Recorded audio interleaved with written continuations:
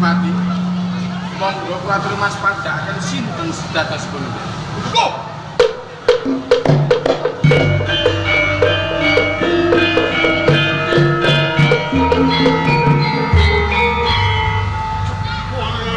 Kowe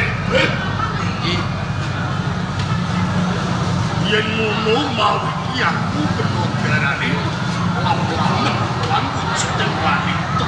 Nuwun sewu menawi parangaken sinten wanita kula. Kena deh yen ketakon ablakang iki. Jenenge Ambar Luwih putri saka Kabupaten. Ambar Luwih saking Ponorogo. Waduh, nek ora kelakon mesti mengko aku kena darane. Wong edan turun dalan ora kelakon. Gusti Adipati kula aturaken. Panjenengan wonten ing Ponorogo kagungan tanggal Jawa. Mereka sangat tenang, pun menggalihkan Ambar Luwih. Pundi saking Ponorogo. Main panjenengan badhe gagang akil sareng panjenengan. Sampun gagang akil lajeng wonten pundi kapadunipun. Boten kok ateges kula ngajap nang kula aturaken. Panjenengan kagungan tanggung jawab ing ngapa? Bener iki. Rasane wong katur kaya ngene iki. Ning jroning atiku sing tido-tido, Piye? kabar tak perlu. Ambar Luwih kuwi akeh sing ngayunake. Menika leres Wiwit saka taruna satriyan pangeran kadang repatilan bupati. Ning siji wae ora ana sing ditolong. nggih lajeng Nadyan aku darbe palungguan. Aku sulak nek penglaman tapi iki saya nemet kandang. Mula teh kowe aja wedi kangelan. Kowe menyang apa neraka? Amber colong endi? paring dhateng kewajiban Aku ya teh silakan.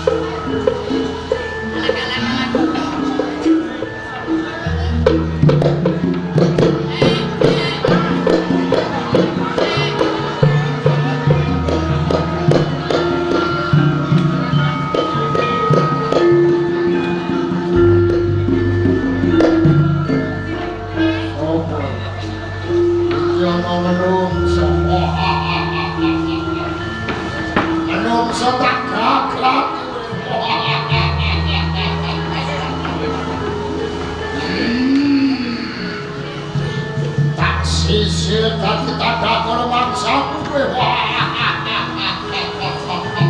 Yo, kok panas? Panas, ora panas.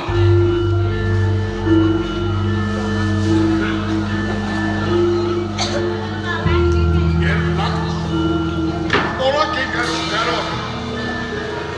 Bopo kang mlebu papan iki. Bopo ageng pagi.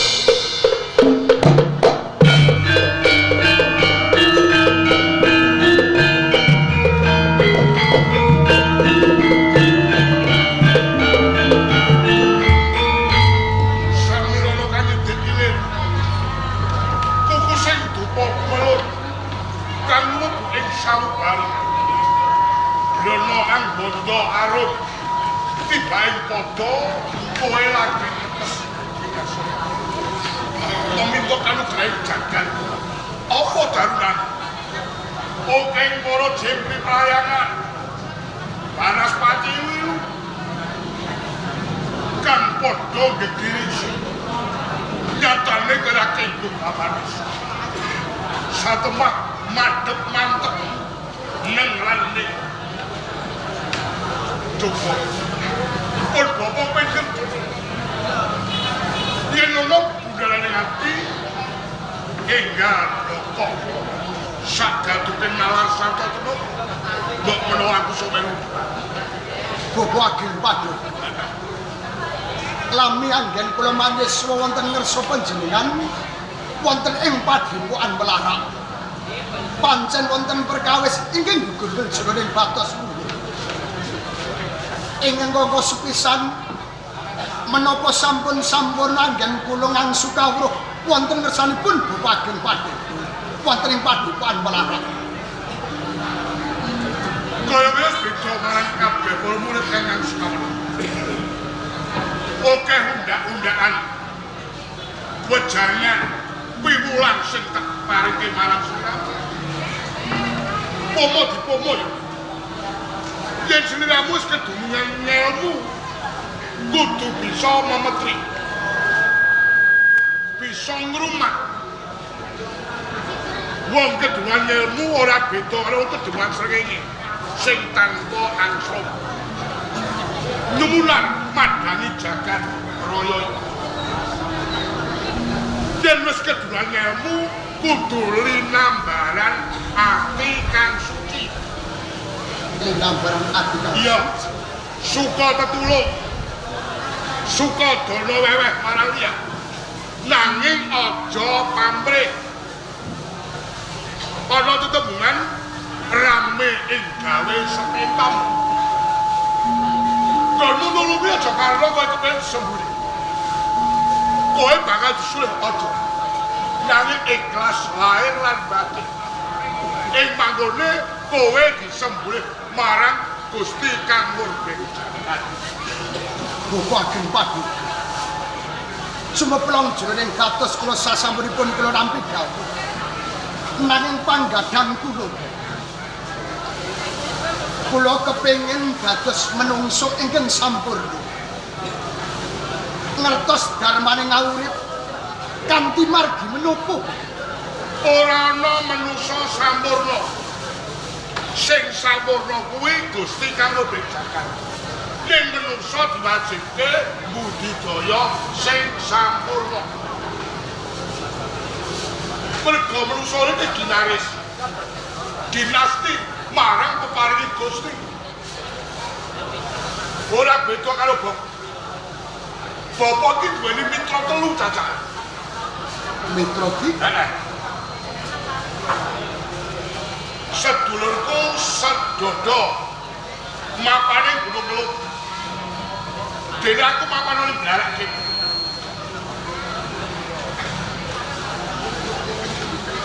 Ki buyut Pandoro ki mau terus kang sawiji dadi pangarsane negara ana ing Kabupaten Ponorogo kang aran Panembahan Agung Pangarsa ing Kabupaten Ponorogo kuwi biyen uripe kalunta-lunta wektu bebasan mangan sajang wektu ngombe sategokan uga wektu nek kabeh manusa iki andarbeni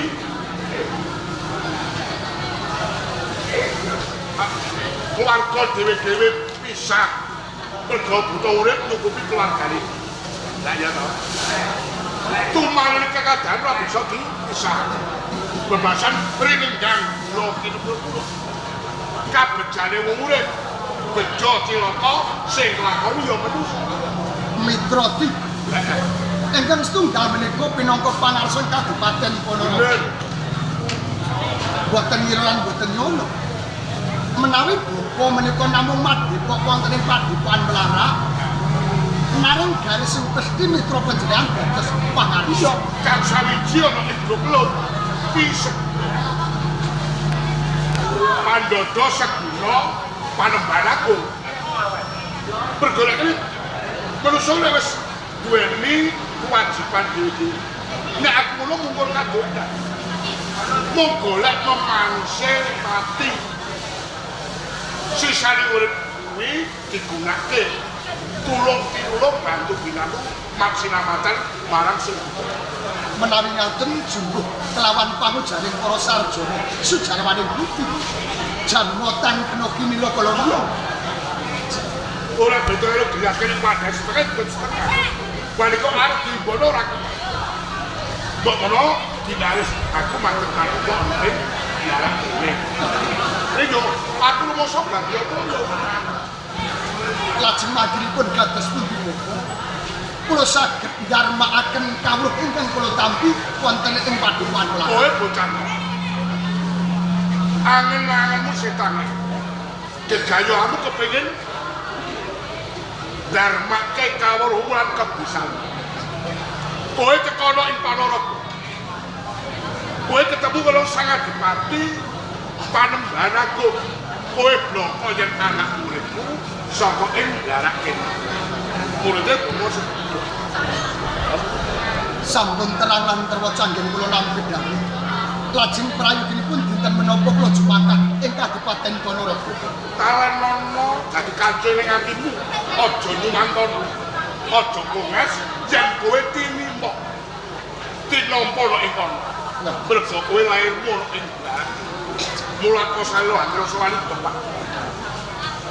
Pinter isih ora pinter. Yalah. Didol kae isih ora pinter. Dari jagat iki bebasan ora ono pinter. Yen jujur lara aja dipunya. Ya. Mantep jroning pados. Menawi ngaten wekdal menika kula badhe nyuwun pamit tanpa pangestu. Duga sira bawa ati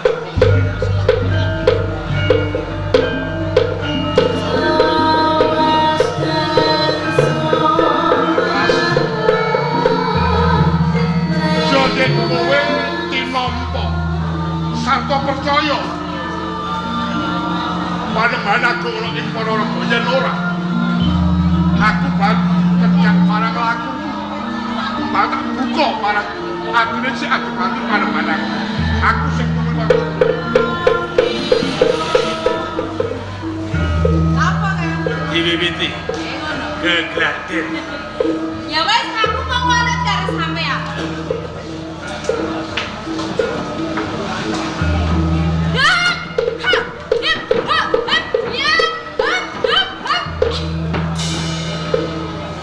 Ora mantep sampean jantosane. Ono tenanan. Tenanan ya dipenono.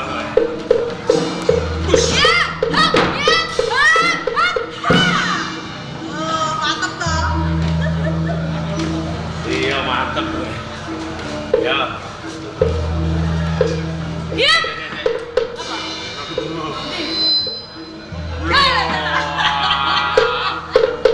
Ora ora kakak. Baru padahal gitu. Mas aku kaget. Dengan iku ngaget-ngageti tekane. Anembe itu rong jurus. Iki dereng rampung mau ngene gladen. Mula kuwi durung rampung aku teko nang kene. Nggih. Iki mergo aku arep penting lan jogoku. Lah kali kula mboten to. Kowe nyamburi masak sih. Masak. Terus saya masak kok cuma wis. Mau menawa iki wigati. Ya, Kang. Wigati mligi kanggo wong lanang. Kowe mburi kono. Ya, saku ora melu-melu nek iki karo bapak. Aja omong ae. Ora. Wis rasa nesu. Ora nesu. Dene kopi ya. Wah. Kok berantakane ngomong ki wonten apa? Iki mono alam semono sifatkan deling para warok ing para jenenge kolor singa kobra. Kolor singa kobra. Iki tak wenehke kowe nggak teko ring Kadipaten Ponorogo atuh kowe ana ngesere Kanjeng Dipati Prambanan. Iya kolor iki ya edaning kampoyanku bisa ning jagate kebrayaan. Menawi kula sampun semanten Ponorogo, nek kula walo komunite Bapak Seguna Tembung Kelut, mesti ditampa sepita kula kaya lantaran ngaturaken kolor singa kobra. Bener. Simpun ing ngaten bilak wanci Ambu Megal. Ya. Kula badhe tumuju wonten ing Kabupaten Ponorogo ning sampun diwenehi ngerti adi turuntung. Aja kuat. Diwenehi ngerti melu kula. Aku Nggih bareng kula Ya. pamit berkah. Hati-hati ya. Nggih.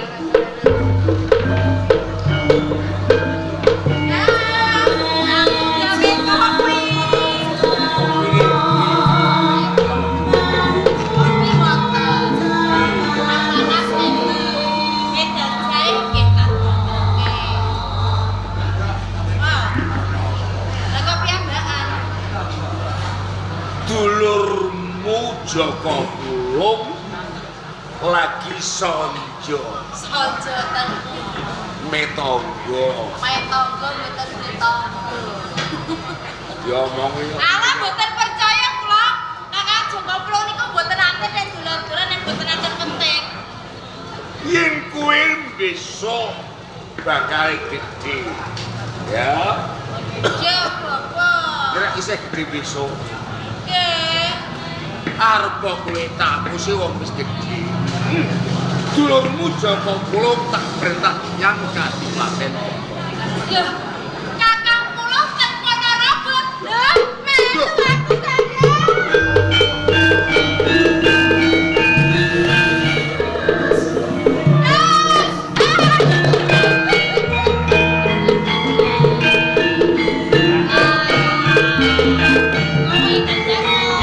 Kowe tak aja dicekel iki to.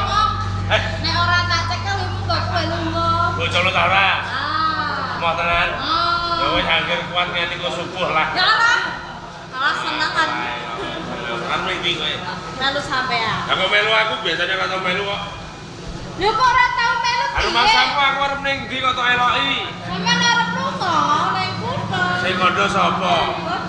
Aku ora lunga ning kutha. Lah ning ndi? Mae Darsono.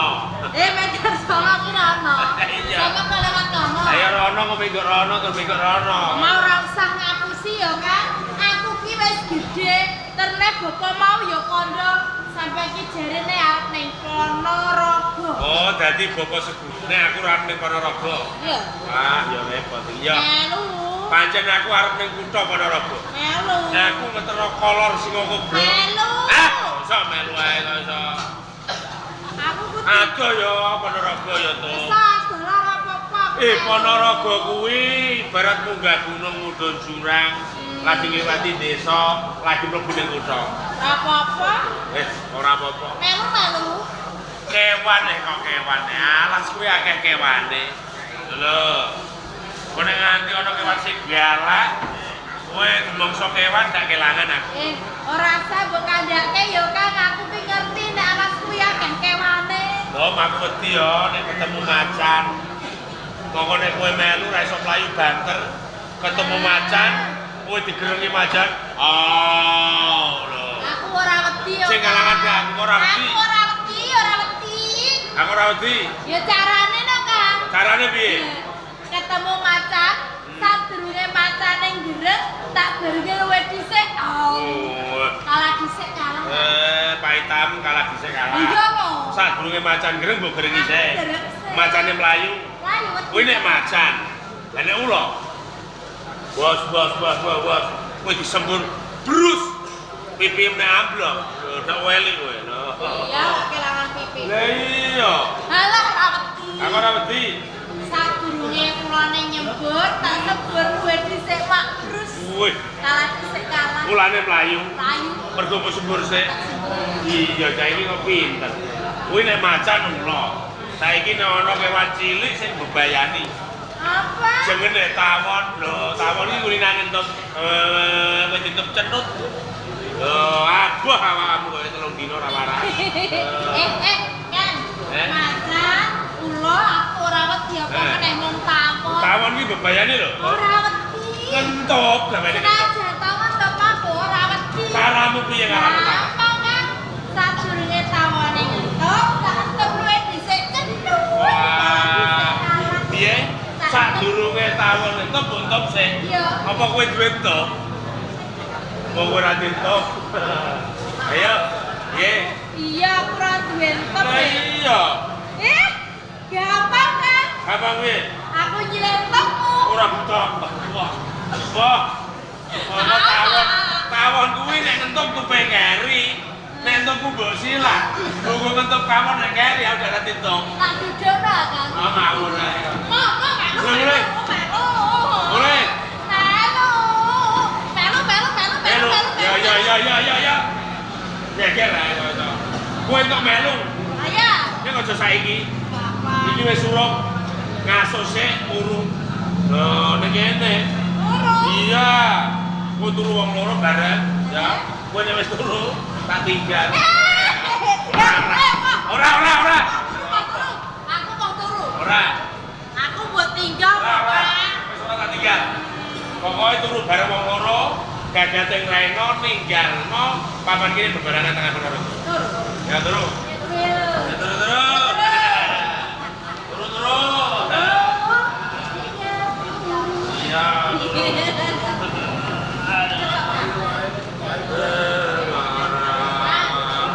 Kandani yo, Kang. Aja kesusu turu to. Sampeyan kuwi lho. Bojo turu dhisik wong aku urung turu kok malah Nek sampe dan turu tenagane pulih, laku kok kuat. Ngono. iya nek kosek. Kenapa? Aku pengen dewe suaramu. Mas, suara-suara. Rasa. Ora usah. Tak keloni. Mama, Nek turu tak keloni.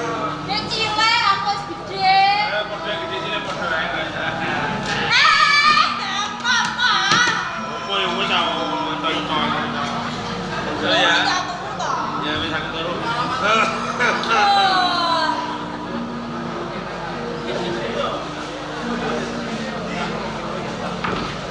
Nek gampang. Nek ora ngene repot kowe rasa tak tinggal. Mantel ya. Sak lupa aku kok melu wae. Yo sing gede pangapunane yo to. Kepeksa aku ninggal kowe. Mergo aku arep golek gaweane ngene iki. Singapurane ya.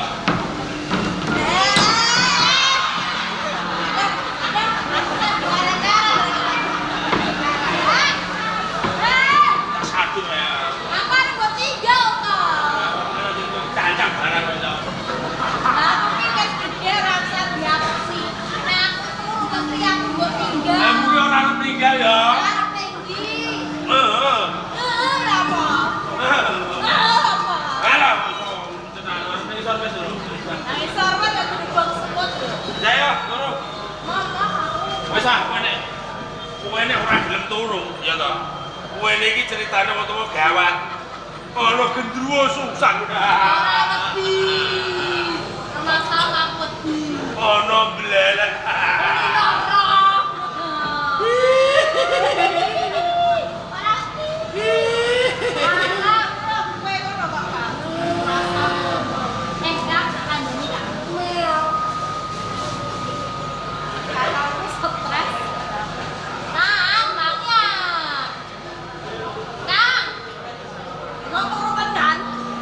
Kak,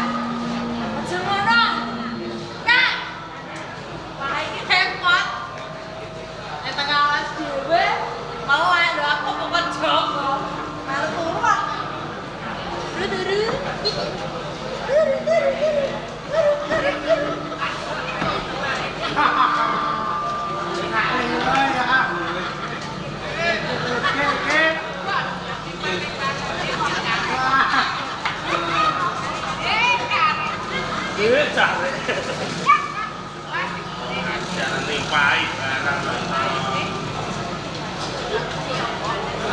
Tinggal minum seorang untuk.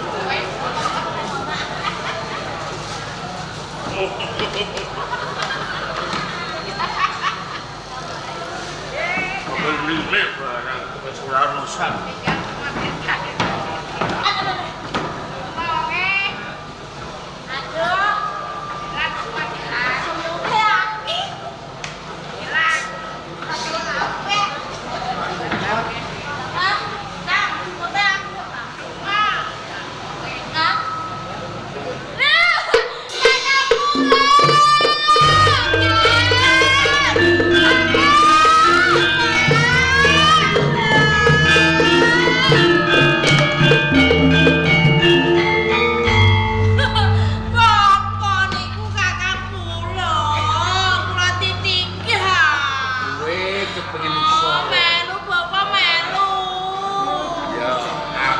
Sakno kringkon yen kowe butuh susul nyang kutha Ponorogo kowe uga bakal tak sangoni.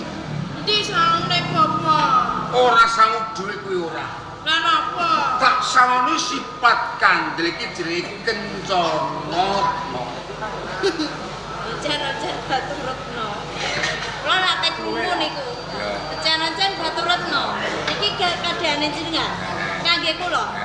Sesuk kakang kula